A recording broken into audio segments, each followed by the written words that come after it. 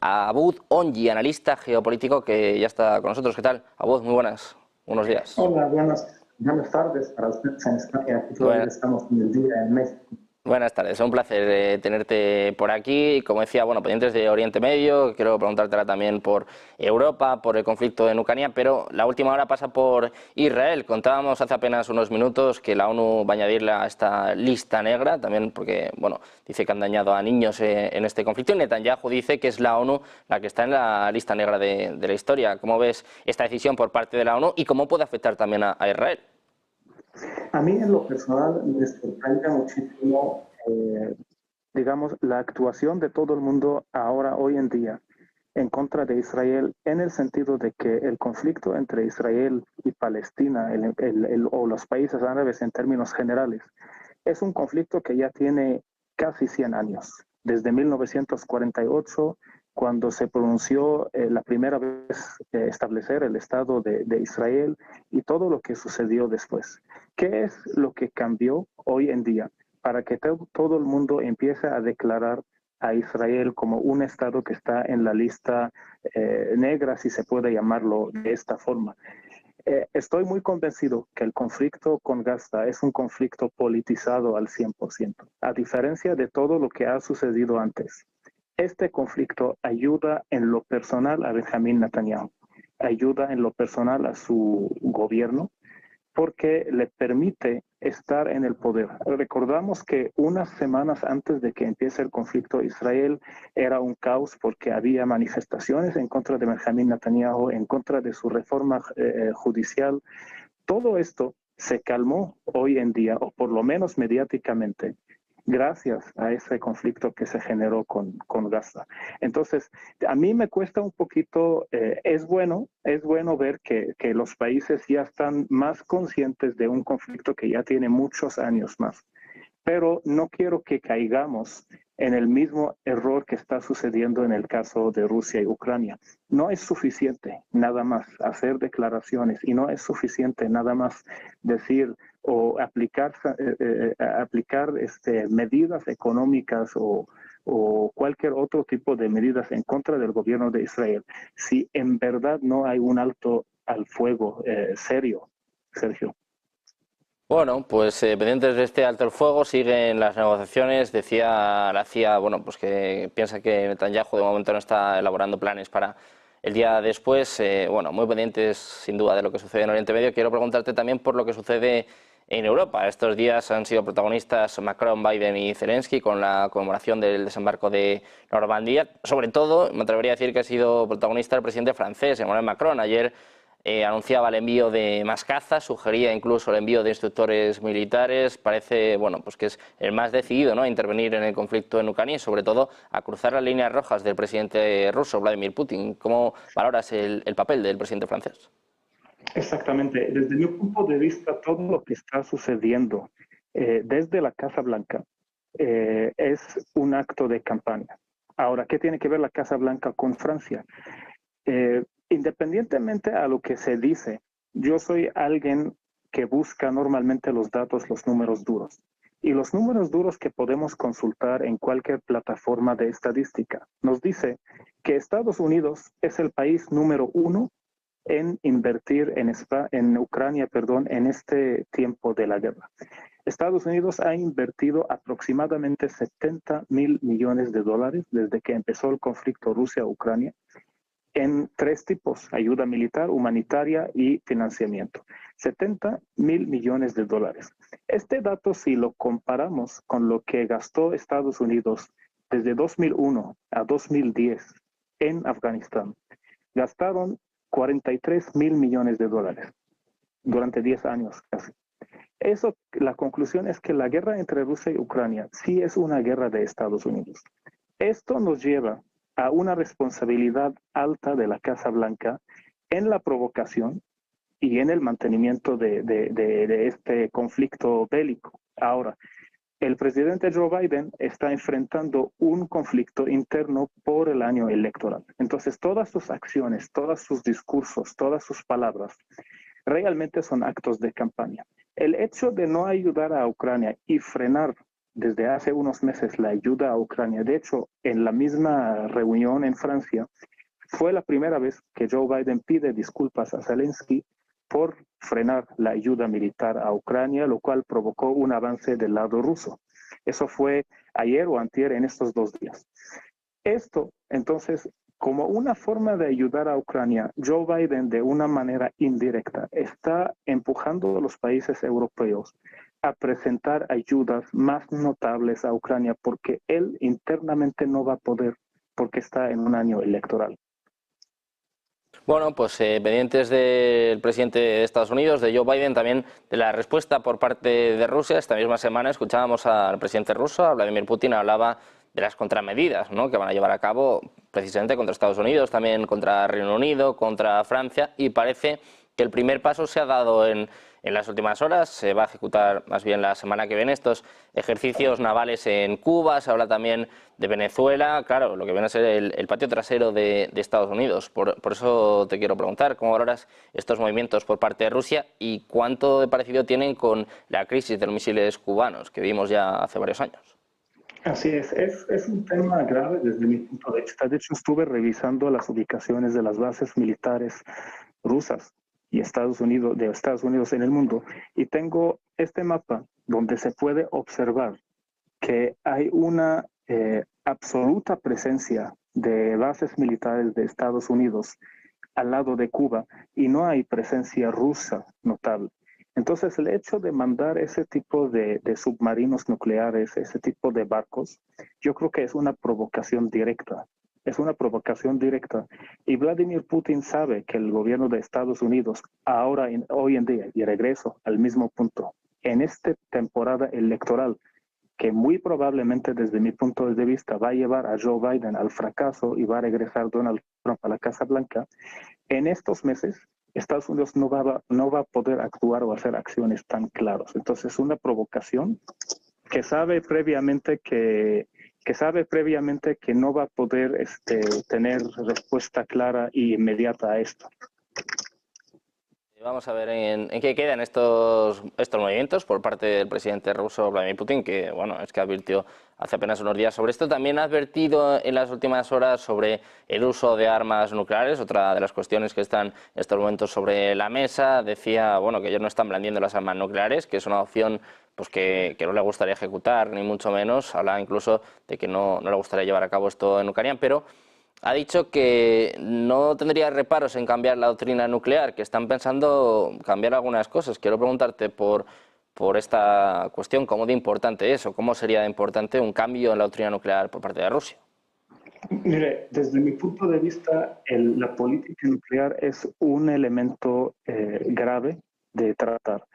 En este sentido, yo no estoy de acuerdo nada más a mencionar países específicos y decir hay que controlar el programa nuclear de Irán o de Rusia o de Estados Unidos, etcétera. No, hay que controlar el programa nuclear del mundo, de todos los países del mundo. Obviamente, cuando se trata de potencias militares fuertes, ellos tienen la posibilidad de tener esa política avanzada, esas estrategias nucleares, esas tecnologías nucleares, pero eso no quiere decir que tenemos que estar seguros o tranquilos porque Estados Unidos tiene arma nuclear y Rusia cuando tiene armas nucleares o Irán cuando tienen armas nucleares tenemos que estar preocupados. Yo digo que tenemos que estar preocupados siempre y cuando existen todavía en el mundo armas nucleares y que puedan usarse en una guerra. Y ya sabe, pues es un daño enorme que puede provocar un arma nuclear. El hecho de esas provocaciones que están sucediendo desde que empezó el conflicto entre Rusia y Ucrania, el último del tema lo que acaba de mencionar de los submarinos nucleares, simplemente quedan desde mi punto de vista en el ámbito de las provocaciones. No van a escalar a más, a menos de que haya otro factor que entre al mapa geopolítico como China, porque China hasta el momento no ha actuado, no ha manifestado alguna acción y van a ser actos lamentables.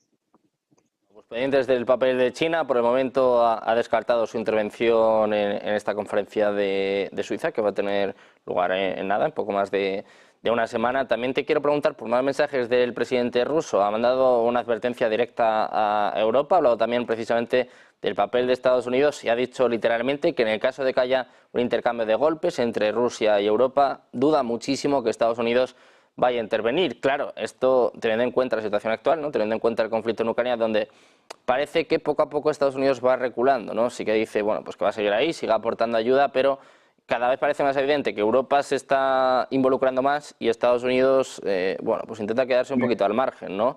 Claro, en el caso de una guerra con Europa sería bastante preocupante que esto sucediera. Exactamente, yo creo que estamos de acuerdo que Vladimir Putin sabe bien cómo puede actuar o cuál es el margen de actuar del presidente de Estados Unidos hoy en día. Y por eso está actuando de esta manera. Está muy claro, revisando las estadísticas, revisando los números, que Estados Unidos ha fracasado prácticamente en la guerra de Ucrania. La economía de Estados Unidos está sufriendo a partir de eso.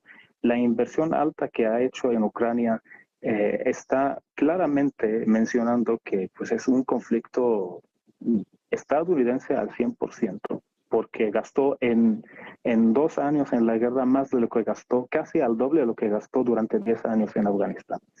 Entonces, todas las acciones de Rusia siguen siendo repitiendo lo mismo, siguen siendo provocaciones. Estados Unidos está buscando la forma de desligarse de la guerra entre Rusia y Ucrania. El conflicto en Palestina y Gaza y Israel ayudó hasta cierto grado a que Estados Unidos pueda realmente enfocar mediáticamente la atención a ese conflicto y olvidar un poco su participación en la guerra Rusia y Ucrania. De hecho, yo relaciono también sacar las bases militares de Afganistán unas semanas antes de que empiece el conflicto entre Rusia y Ucrania. Lo relaciono íntimamente, si se puede decir así, con la guerra entre Rusia y Ucrania. Había señales de que va a atacar Vladimir Putin y Estados Unidos, sabiendo que no va a poder entrar en pleno en esta guerra, se le hizo más fácil retirar sus tropas de Afganistán, que estaba al lado de Ucrania, y regresar e intentar ayudar a través de financiamiento y ayudas humanitarias y militares. Pues, pendientes de todos estos conflictos, quiero preguntarte también precisamente por cómo van a afectar a las elecciones de Estados Unidos. Estamos hablando de Joe Biden. Se le ha visto un poco, bueno, pues el estado en el que está, ¿no? En los últimos días, sobre todo en estos actos conmemorativos, ¿no? Del desembarco de Normandía. Claro, encima tiene pisándole los talones, incluso por delante, muchas encuestas, al expresidente Donald Trump. Tiene muchísimos conflictos abiertos. Estamos hablando, pues por ejemplo, ahora de Ucrania, de Israel, en África también hay una buena montada. Vamos, le echaron de Níger hace nada, hace apenas unas semanas. Quiero preguntarte cuánta factura le puede pasar esto a Joe Biden y si crees que va a llegar a las elecciones de noviembre, si va a ser el candidato demócrata, porque es que parece cada vez más complicado. No sé cuántos imaginan a Joe Biden 4 años más en el cargo, ¿no? Parece algo prácticamente imposible. Es una decisión muy complicada. Yo hasta el momento sigo pensando, teniendo esperanza de que el Partido Demócrata cambie de opinión en último momento, porque si llega a ganar, no sé qué tanto va a poder seguir los 4 años que siguen en el poder. Pero los conflictos que han sucedido sí es una factura muy alta para la campaña del presidente Joe Biden. Yo en lo personal veo las posibilidades de que Trump regrese a la Casa Blanca mucho más alta. Tiene mucho más herramientas que le ayudan a realmente hacer ese sueño realidad de nuevo. De hecho, me llamó muchísimo la atención los videos de la campaña de Donald Trump, los últimos videos que ha sacado. Simplemente no aparece Donald Trump en los videos. Simplemente son videos de Joe Biden destacando todos sus errores, destacando todas sus debilidades, incluso debilidades físicas, ¿no? Entonces está empleando prácticamente todas esas herramientas a favor de su campaña. Y Trump, cabe también destacarlo, Trump desde las últimas décadas es el único presidente de los Estados Unidos de América que no ha empezado una guerra. Si comparamos, cada presidente ha empezado una guerra, ha terminado otra. Trump no ha empezado ninguna guerra y creo que si llega a la Casa Blanca, que es lo más probable, su política va a ser 100% económica, como fue sus primeros 4 años en el poder en la Casa Blanca.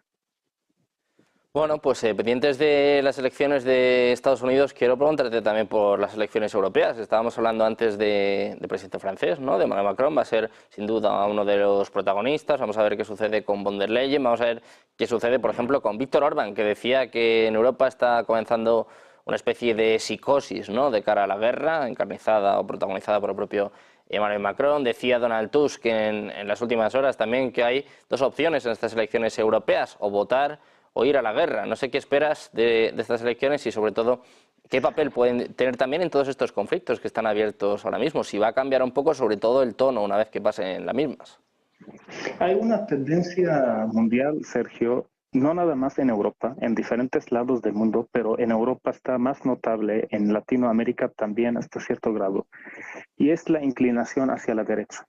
Y esto realmente no viene por ideología. Independientemente a los presidentes actuales que están en el poder, hay un movimiento social que aquí en México le dicen mucho el voto de castigo. Es decir, ya no me funciona este gobierno, entonces voy a castigarlo votando a la oposición, votando al otro lado. Y así Latinoamérica, por ejemplo, pues estuvo cambiando entre izquierda, derecha e izquierda, derecha. Javier Milei en Argentina también es un gran ejemplo de esta reacción que tiene las sociedades en contra de los sistemas. Lo que está sucediendo en Europa en términos muy generales es lo mismo. No se trata de ir en contra de Macron o del partido que lo representa, sino ir en contra del sistema y buscar siempre los perfiles nuevos. Yo creo que lo que también la primera ministra de Italia es un otro ejemplo muy parecido al ejemplo de Javier Milei. En Francia vamos a tener, creo, un cambio también extremo y al final esos cambios que vienen de una base social más que una base ideológica, pues se aprovechan de todos esos conflictos que están cobrando facturas de todos los regímenes del mundo en ciertas palabras. Bueno, pues pendientes de estas elecciones europeas, pendientes también, bueno, pues de quiénes sean los principales vencedores de las mismas. Este domingo saldremos de dudas. Antes de terminar, quiero preguntarte también por la conferencia de Suiza, la conferencia de paz en Suiza. No sé qué esperas de esta cumbre. Ya sabemos que China no va a asistir, sabemos que Biden tampoco va a asistir, que va a estar Kamala Harris, Rusia no estaba invitada. ¿Qué conclusiones crees que se van a poder sacar? Decía incluso la primera ministra suiza que no va a haber ningún tipo de acuerdo, ¿no? Que puede ser el inicio de las negociaciones. Parece que está perdiendo fuerza, ¿no? Conforme se acerca la cita, parece que va perdiendo algo de peso. Simplemente espero de Suiza que siempre actúe como ha actuado durante décadas. Suiza es un país neutral, es un país que da cierta certeza cuando hablamos de conflictos militares, conflictos bélicos, conflictos entre países. Suiza siempre ha mantenido un papel neutral. Yo espero que esa cumbre también esté en esta corriente, que en verdad ayude a que lleguen a unos acuerdos y que no tome partido. Me sorprendió un poco los datos que también Suiza está invirtiendo en el conflicto entre Rusia y Ucrania con cantidades muy pequeñas, pero pues al final de cuentas está dentro de la Unión Europea y después de Estados Unidos. La Unión Europea es el número 2 hablando de cantidades de dinero invertidas en el conflicto entre Rusia y Ucrania. Bueno, pues pendientes de los conflictos abiertos en estos momentos, las elecciones que van a ser fundamentales en lo que queda de 2024. La primera cita la tenemos este domingo, la siguiente, me atrevería a decir la más importante, en noviembre. Veremos qué pasa en Estados Unidos y sobre todo cómo afecta a todos estos conflictos que aún están latentes. Muchísimas gracias, Abud, por estar con nosotros, un placer. Gracias por la invitación. Saludos.